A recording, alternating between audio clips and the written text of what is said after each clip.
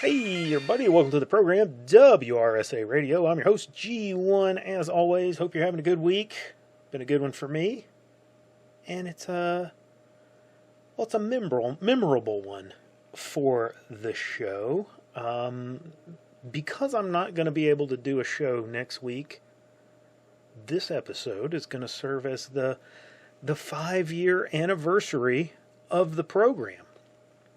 It's hard to think that I've been doing this for that long, and we've come such a long way since I started. I was living in an apartment back then and putting the show together when my family would be out and about and away from everything. Just so I wouldn't disturb them. It was such a small little place that was the only way that I could make it work out. But I managed to do that, put things together and get it going. So much has happened since then for all of us. So many changes. Some I saw coming and planned for, and some I did not. And, I hope all of this time that you loyal listeners and viewers of the show have appreciated what I put out.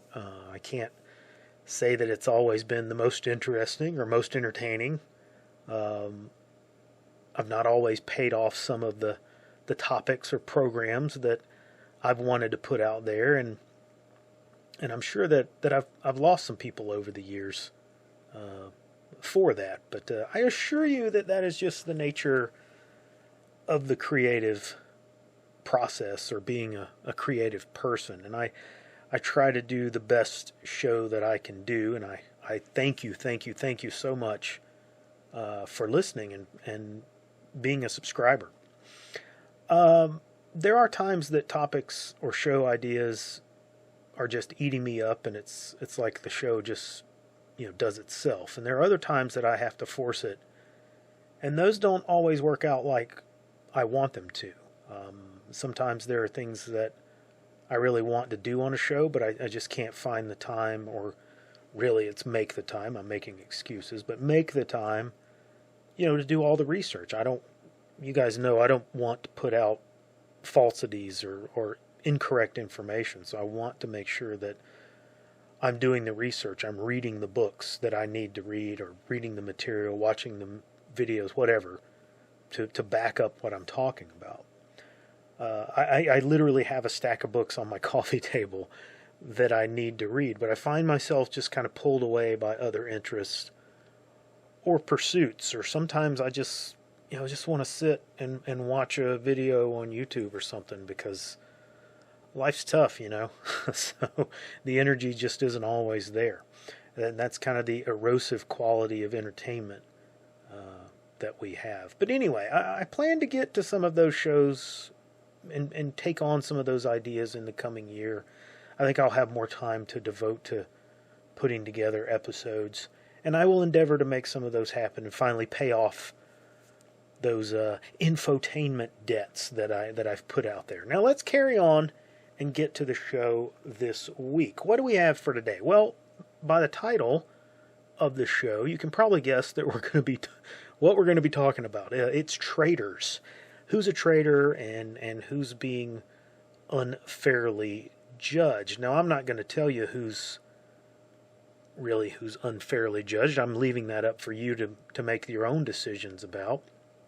But I would just say, who's done damage to the cause due to their actions, willingly or perhaps unwillingly.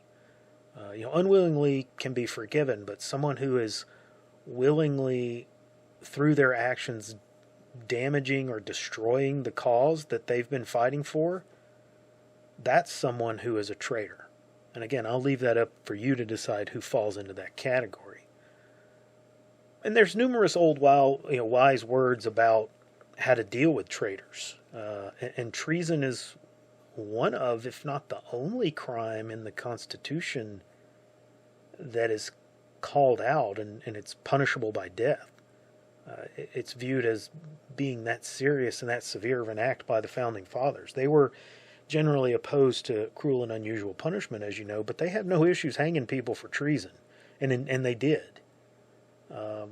We have a war going on inside the rightosphere currently. There are several aspects to it, one being between President Trump and various other political figures with regard to who is or who is not, MAGA or America First or whatever. In fact, we're seeing people begin to talk about MAGA or the MAGA movement itself losing the plot and the need for not just America First, but America only. We'll kind of brush on that a little bit later. But the other divide is one that I think has ramifications on the first. And in fact, you can say it's really the root cause of all that. Are you for America or for another country? Right now, there is a split inside of the right-wing media sphere between primarily Mark Levin on one side and Tucker Carlson on the other. It's really a fight or a debate between people who support, either of those two in their positions, but it is in fact a most critical discussion that needs to happen, and I wanted to cover it on the program today. If you've been missing some of this, I wanted you to know about it. And as I said, I think it's overshadowing all aspects of this administration. It's not just a disagreement or a tiff between, some media voices like talking heads that you can just go, you might have ignored it. You might have said, well, that's just two people bitching at one another. This is bigger than that, okay? Because there's a root to all of this. And this all grows out of the death of Charlie Kirk. And I don't think that this discussion that's going on is taking place if he's not taken out in such the way that he was. Candace Owen begins to ask a lot of questions about the death of Charlie Kirk, and that leads to lines of discussion, and those lines of discussion begin to make certain people quite nervous. Tucker Carlson has guests on his show that expand on these lines of inquiry, including Owens herself. And in that interview, they talk about Nick Fuentes, and they voice opinions about Fuentes. And soon after that interview, Carlson actually has contact with Fuentes. And they have a discussion, and they bring Fuentes on the show, onto Carlson's show, and he does this long interview. Great interview. And they work out their differences. And they walk away not in, complete lockstep agreement with one another, but not swiping at one another needlessly either. And they walk away with an understanding that there's a lot of overlap in their opinions. Fuentes' audience gets exposed to Carlson and his opinions, and Carlson's audience gets exposed to Fuentes and his opinions. And they're all left to decide if they agree with those differing opinions and those different positions. Like adults in a free country. They're allowed to listen to ideas that perhaps they'd not considered and make up their minds about them. Fancy that. It's kind of strange, kind of crazy, it's kind of refreshing to see something like that take place. They're allowed to say, hey, maybe my ideas are not fringe after all, that there are a lot of people like me out there who perhaps don't like certain things or do like certain other things or whatnot. We have likes and dislikes that are similar. Well, the Mark Levin crowd, especially the small hats, will not have any of that. These people are being critical of Israel. See, it's not that people are having discussions, it's what they are discussing, the decisions that they're making, the opinions that they are forming that are the problem.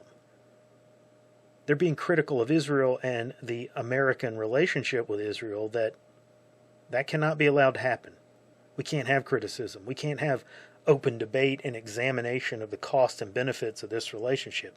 No, for the Mark Levin crowd, we can only have slavish devotion and puppeting of the accepted party position that Israel and America are one single country, and every American is only entitled to what Israel cannot use or does not need. All of our resources and wealth belong to Israel for Israel to decide what we get to do with them after the fact. And if you question this or you do not like this, then you're literally Hitler and you hate Jews. You're an anti-Semite. and your humanity is in question. That is the current state of the debate. Okay, the pro-Levin crowd is, of course, the establishment GOP and the so-called conservative media. And the pro-Carlson crowd is kind of the alternative media, but an ever-growing movement within the right, a youth movement that is there. And Levin has just gone absolutely off the rails, moonbat insane. He is livid. Okay, he's using his Twitter account to systematically call everyone a Nazi. Just flat out, you're a Nazi. If you disagree with him, you're a Nazi. The man needs to take retirement into consideration because his blood pressure is not going to take much more of that, and he's liable to have a stroke. It's really not healthy to be that batshit crazy. But this is, of course, a debate that needs to happen, particularly in light of the ongoing practices of the Trump administration. It has to happen because it is increasingly clear that Donald Trump is not acting in accordance with his previous course of action. He's not doing what he said he would do. In fact, he's doing many things that are a complete 180 in opposition to what he said he would do. Now, I've never believed in politicians' promises, but Donald Trump isn't a normal politician. He does speak in CEO speak when he makes these statements, so there is as much wiggle room as possible. But that doesn't explain it all. This man is clearly a prisoner to an outside power. He's being directed to do certain things, at least in specific circles, because I don't think this power has full control over him, but there's no doubt a threat that is looming over him. And now we all know who the power is, and if you doubt who it is, all you have to do is look at how virulent the Mark Levin crowd is acting and who they're championing. Israel is clearly pulling the strings here. I suspect that the threat was made to Trump: either you play ball on these certain things, or Pennsylvania or Utah could happen at any time. It could take place over and over again until we get some kind of compliance. And that is almost an impossible threat to stop 100%. They only have to get lucky once. I can't blame Trump for bending to it, or at least, the rationalization of compliance with it. There are times that we're put in positions that we have to make decisions that are uncomfortable. And in this political arena, we like to think that openness and transparency will stop all of this, but it will not. It's not. It doesn't work that way in reality. That's Hollywood or movies or books or whatever. When the opposition has so much power, they will do things even when they know that no one will believe the cover story.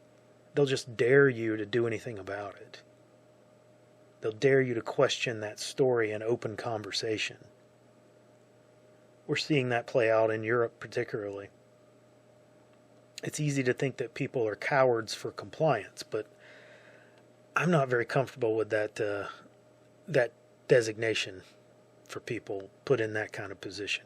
Many times, if you're not in that position to have to make that decision, you don't know what it's like. So I'm not comfortable calling people extorted or compelled to make certain decisions cowards. But many people call them traitors for making that kind of decision. Like I said, rationalization is a powerful force. They don't see themselves as being traitors at all. Certainly people like Mark Levin are traitors, because Mark Levin's loyalty is not to the United States. His loyalty is to his God, and his God is whatever the state of Israel tells him it is. He's not being disloyal to America. He's not American.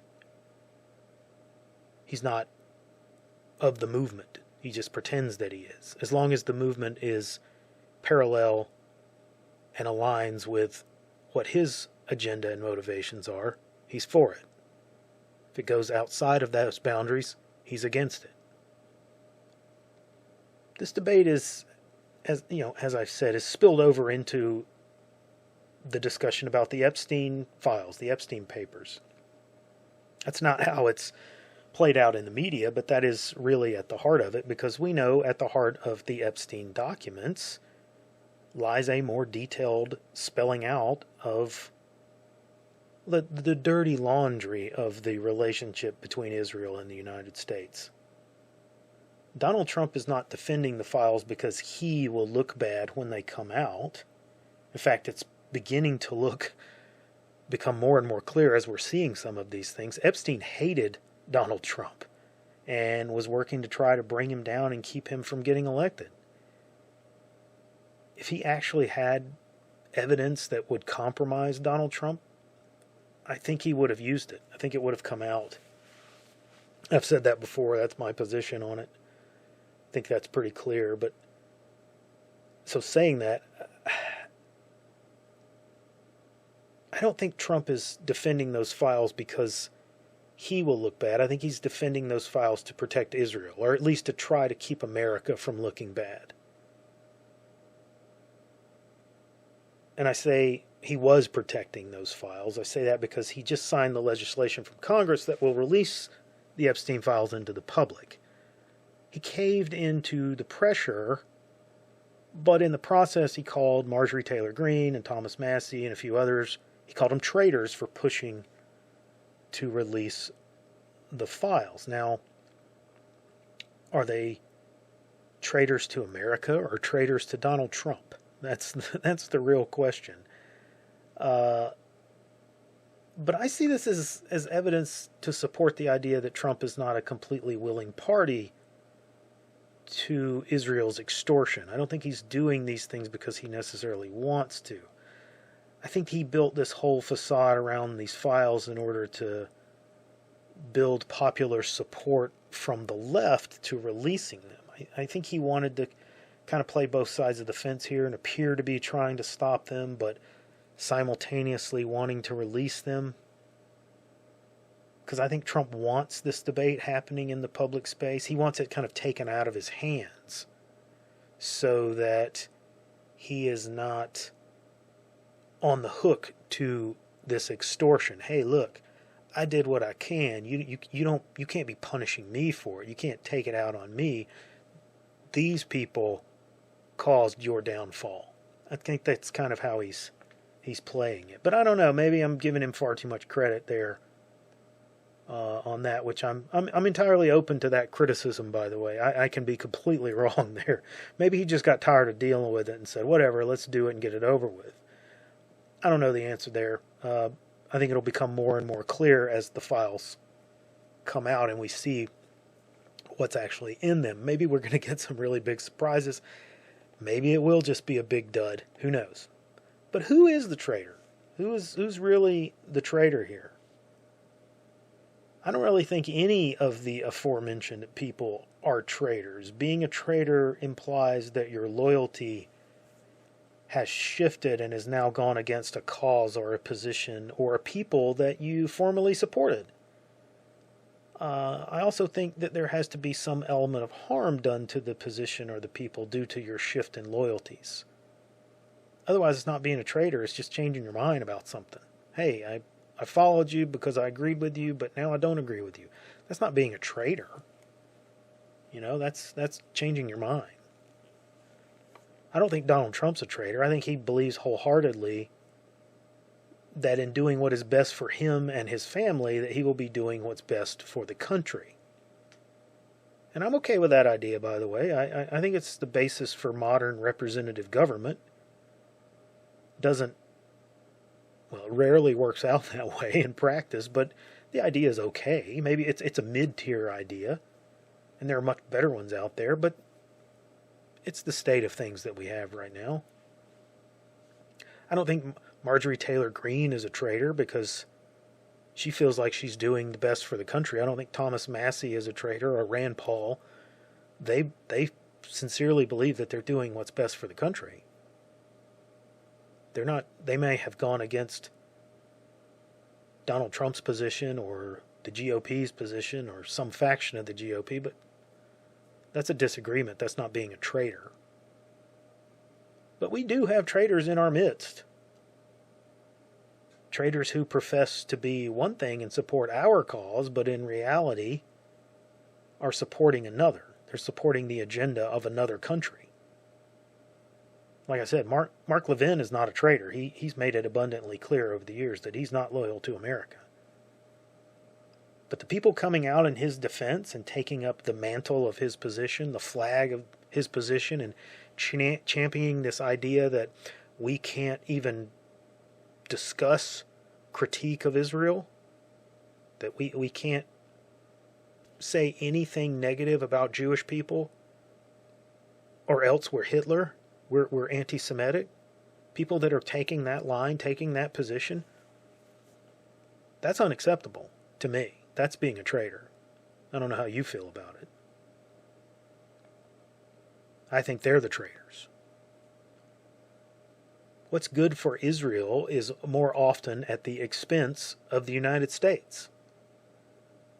We have no biblical or fiduciary or moral obligation to continue to subject ourselves to indebtedness and pour our blood and treasure into that country.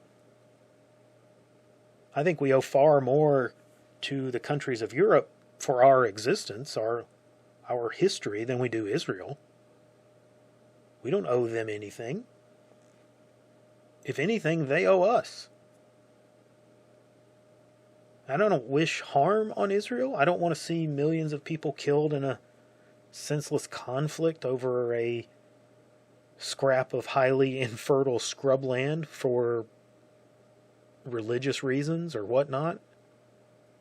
But that said, I will not betray my children and my grandchildren and my great-grandchildren in order to ensure that an ungrateful people thousands of miles away can continue a blood feud.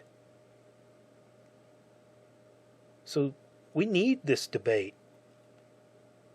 We need America to come to a decision. Do we come down on the side of the Tucker Carlsons? Or do we come down on the side of the traitors? Is it really treason? You got to answer that for yourselves. I know how I feel. That's all I got time for today. Like and subscribe. Come see us over on Gab, Nice Crew, and the Mothership. And I will see you on the next episode, which will be the week following Thanksgiving.